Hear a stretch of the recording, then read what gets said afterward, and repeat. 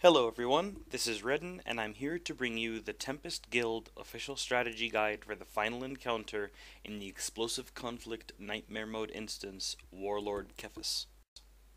On this raid difficulty, Kephess is a 4-phase massacre with 3 transition phases between them. This guide will assume that you are knowledgeable and experienced in the mechanics of the hard mode version of the encounter, and as such will exclude the mundane details of how things work, focusing instead on the changes between the nightmare and the hard mode versions of the encounter, and the most difficult parts of the fight. Before we begin, I'd like to give my personal comments about this fight. Although I don't really like this type of encounter, where the mechanics are more oriented towards brute force rather than clever design, I can honestly say that I appreciate the fact that this fight is intended to deliberately strain every aspect of your raid. It's designed to be utterly ruthless on tanking, healing, damage requirements, movement, communication, and reaction times. Please remember that the strategy I'm about to suggest is by no means the only method of clearing this encounter. It's simply the easiest and most repeatable way to get through the phases that we found. The reason this fight is so challenging is because of the extreme damage coming from multiple sources, and due to this, gearing properly for this instance is more critical than it has ever been before. This effect is echoed throughout the instance, and you simply won't go forward if the majority of your raid isn't properly optimized and prepared. Let's begin with the guide. As I mentioned previously, Kephess' fight has 4 phases, with 3 transition phases between them. Be sure to bring your highest output DPSers, maintaining a balanced mix between high AoE output and high single target output classes. For healers, our first successful kill had 2 operative healers, but a sorcerer would be highly recommended. On the tanking front, an assassin or a shadow would be a huge benefit if you have one. If not, this strategy may still work for you, but it will be much less effective. As a default scenario, the standard rule of moving up in encounter difficulty states that everything has more health, hits harder, and gives you less time to do what you need to do. It's safe to assume that this rule applies to every phase in this encounter. Phase 1 pivots the raid against 3 Imperial Siege droids. These cast the same spell from the hard mode version, but it's more critical to interrupt it, as the damage from them is no joke. For the 8-man version of the encounter, we handled the interrupts by assigning 1 tank, 1 healer, and 1 ranged DPS to interrupt each marked droid. We asked all of the DPS to start on the droid marked with target until he hits 50% health. Then, our 2 ranged DPS broke off and DPS'd their respective droids labeled Fire and Saber. Obviously, the droid that's marked target would be left untanked, so you see me regularly casting taunts and threat-generating abilities on it to lessen the damage that the healers need to mend. Phase 1 is all about keeping up those interrupts and avoiding the walker's saturation fire.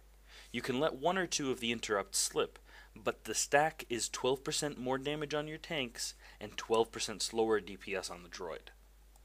The 3 transition phases are identical and remain unchanged from the hard mode version. All I'll say here is that you have less time to DPS the walker, and it's not dictated by when you plant the bomb that brings it down. So, be as quick as you can when pulling and killing the bomber to give you the largest possible time frame before DPSing the walker. Another thing to note is that you can expect around 10,000 damage to happen to your raid from the bomber, and this can be deadly when coupled with the Warstrider's single target damage, so your healers need to keep people topped off. Our positioning from this phase and beyond revolves around the sweet spot where the saturation fire doesn't hit. Kill the bomber as soon as possible and destroy the walker as soon as you can. This first transition phase is where we pop our first bloodthirst just as the walker lands, to bring it as low as possible while being able to use the cooldown again later in the fight. After the first transition phase, the Trandoshan phase begins. These work exactly the same way as they do in hard mode, with the warrior having a shield that reflects damage to the attacker off of the shooters. The only difference is that you now have to deal with 2 warriors, casting 2 independent shields before you start hitting the shooters. There are still 3 waves of Trandoshans, and everything hits significantly harder. Now, this may seem like a simple change, but when you consider that you only have 20 seconds to single target DPS 2 mobs, then AoE down 6 more before the next wave spawns, where you need to do it again within the same 20-second time frame before the third wave spawns, it gets really nasty. Hands down, this phase took us the longest to figure out. We tried so many different strategies, ranging from keeping the tanks in the sweet spot and asking the DPS to take the warriors away, to splitting up our raid into two different groups, where Group 1 handled the first and third waves of Trandoshans, while the second group took care of Wave 2. Most of the strategies we tried were viable, but simply put, they gave zero room for error. If anyone made the smallest mistake, the cascade of problems just keeps on multiplying until you eventually wipe. It was when we started thinking even further outside the box that we landed a strategy that ultimately got us the kill, and that was to kite Wave 2. For the first wave of Trandoshans, I would force cloak and vanish out of combat, ensuring that the shooters go straight to the other tank, who was standing with the healers and ranged DPS in the sweet spot. I would assist two melee DPS to quickly aggro and dispatch the warrior adds from Wave 1, and when those died, I went into position for the second wave of Trandoshans, while the raid cleaned up the adds from Wave 1. When Wave 2 spawns, you'll notice that I use my Force Shroud ability to gather initial threat on the targets without taking reflective damage. This is particularly why the strategy focuses so heavily on an assassin or shadow tank. Other tanks would only be able to use an AoE taunt, and this causes problems with healers pulling aggro on the kited mobs. As a Sin tank, I shroud the damage, lend a few widespread AoE abilities, and leg it. To give some more detail here, I use an overload first, since it has no upper target limit. I then hit Wither, which hits all but 3 of the available targets, and after that, I hightail it out of there. Force speed gives me enough of a gap to manage the kite, but predation is priceless here. If you don't have a Marauder with predation, you could either pop a defensive ability or Adrenal to help you survive the cooldown gap, or you could spec into Deception to get the Avoidance talent, which reduces the cooldown of force speed by 5 seconds.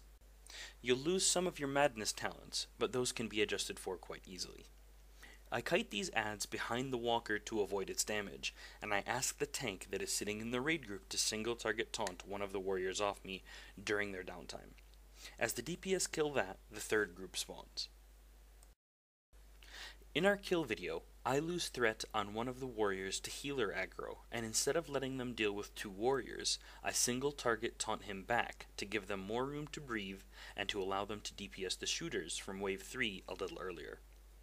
When Wave 3 spawns, both of our melee DPS grab the attention of the 2 warriors that accompany that wave, and single target burst one of them down. I grab aggro on the other one as I pass by to mitigate the healing requirement on the melee DPS. And after the adds in the middle are cleared, we single target kill the remaining warriors, then I bring the shooters in for the final AoE push. The second transition phase is identical to the first. Just watch out for that 10,000 damage nuke that goes out, and remember to be quick on the pull and kill of the bomber. Try to keep him stun locked at all times. We set up a stun rotation to facilitate this. If the add is stunned throughout his life, the healers can help DPS the War Strider when it comes down, as they need to heal much less. We asked our healers to aggressively damage the walker because of how tight the damage requirement was. Phase 3 is the least intense part of the encounter. Dealing with the twin droids is easier than ever. The only difference between hard mode and nightmare mode is that one player must remain outside of melee range, as I do here. This player will regularly take 12,000 damage rail shots that can be defended, but he will require most of the healer's attention. Make sure your raid runs early on the countdown between the droid phases, as people who lag behind will almost be one-shot. The final phase brings Kephess himself into the fight. We found ourselves hitting in rage in this phase, so we decided to brutally hit Kephess whenever we could. This meant that the tank had to keep him in melee range for a little bit while managing his threat for a huge initial burst of damage. When the bomber for the final transition spawns, we pull him in and kill him immediately, then proceed to burn down the War Strider before returning to Kephess. Kephess himself has very few new tricks, but they are all game changers. First off, even in the hard mode version, Kephess is known to eat chunks out of tanks. The Nightmare version is basically Kephess on steroids. Expect regular, insane bursts of damage ranging from 2,000 damage slashes to nuclear strikes that hit for up to 18,000 undefendable damage on a fully decked out tank. Kephess jumps into the air just like hard mode, but he now likes to grapple players to his location after he lands, forcing your tanks to taunt immediately to avoid the poor victim being one-shot. Shortly after landing, Kephess will destroy the tank that taunted him with an ability called Empowered Slash, which regularly hits for over 14,000 damage and cannot be defended against. This ability applies Kephess's Savage Wounding Damage over Time effect, which ticks for 6,300 internal damage on an assassin, meaning it ticks for around 7,000 on other tanks. The damage from this dot ticks every 3 seconds, and those ticks can be shrouded, so it is recommended that an assassin or shadow tank take as many of these as their force shroud cooldown allows. There is no way a tank can survive Kephess's direct damage plus his dot simultaneously, so as soon as it is applied, the other tank in the group must taunt Kephess off. Heals need to be directed towards the tank taking dot damage, as well as the tank that is taking massive Kephess damage. Any defensive cooldowns are useful if you pop them when Kephess is on you. The Empowered Slash plus the dot damage always apply after a jump, and the boss only jumps if he is above 60% health. When dropped below 60%, he casts his Gift of the Master's ability, just like in hard mode. Right after that, he cleaves everyone in his path and then applies a Breath of the Master's debuff on the tank that holds his aggro. Breath of the Master's functions the same way as it does in hard mode, in that you drop 5 purple circles around the room. The only difference is that after you drop the second one, and before you drop the third, Kephess will grapple you in. If you're not fast enough, you'll drop the third circle, which ticks for 44,000 damage in the middle of your raid group. As soon as he pulls you in, run out as fast as you can. During the Kephess phase of the encounter, damage should only take place on the 2 tanks. If anyone gets cleaved by the boss, they're pretty much one-shot. Even with the tanks being the sole focus of your healers, their healing needs to be intelligently directed. Every global they spend is absolutely critical, because Kephess can decide to shove his dual blades in unholy ways whenever he sees fit. Direct your healing to the tank that needs it. The dot damage is completely predictable, ticking every 3 seconds for 6,000 to 7,000 damage, depending on what class is taking it. This means that if the tank that is suffering from the dot has only 1 tick left and is topped off, you can afford to completely ignore him and dump all heals on the tank that is being ravaged by Kephess. You'll have time to catch up when he jumps into the air. Being smart about who you heal also applies when the boss is below 60% health. The massive cleave attack that causes the tank to be knocked back and start dropping purple circles is a good indication that the victim of the knockback no longer needs healing for a long while until he finishes dropping all 5 circles. The healers will regularly need to switch between healing one tank or the other depending on who is tanking Kephess. As I said earlier, the fight is brutal and completely merciless. Remember to keep a positive attitude when working on the fight, keeping in mind that not many guilds have done it before you. It's a worthy fight that warrants a lot of effort before a kill can even be conceived. That's it for Nightmare Kephess, guys. If you enjoyed the content or found it useful, please remember to hit the like button and subscribe to our channel for more boss strategies, kill videos, class guides, and more. If you have any questions regarding the encounter or anything else, please feel free to leave them in the comments below or visit us at our website.